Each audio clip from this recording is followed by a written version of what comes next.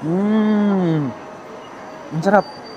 Ito yung kanilang winter melon espresso. So, sobrang curious ako kasi kakaiba siya eh. Winter melon, tapos espresso, may coffee siya. Kasi normally yung winter melon, sa milk tea natin natitikman. Pero dito, winter melon and coffee yung matitikman natin. So, try natin siya.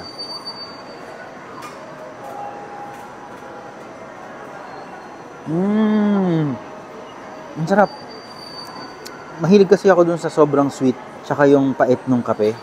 Ang sarap ng combination ng winter melon and ng espresso. Alam mo yung parang natural yung lasa ng pampatamis niya. Ang sarap nitong winter melon. Ngayon ako nakatikim ng ganito, winter melon espresso. Ang sarap nito. Dito yan sa V Coffee. Dito sa Masway San Rafael. Sarap nito.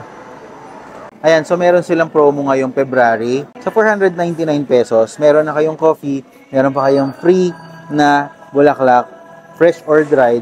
Pwede nyo nang ipagay sa loved ones ninyo. Meron silang dalawang design ng bulaklak. Pwede siyang fresh flower or fresh and dried flower. Mas matagal siya compared dun sa mga traditional na fresh flowers natin. Napakaganda nito. Pwede na kayong mag-pre-order hanggang February 12. Tapos makukuha nyo siya sa February 14 dito sa mismong branch nila sa Masway San Rafael. Sa tapat ng San Rafael Public Market. So, bili na kayo.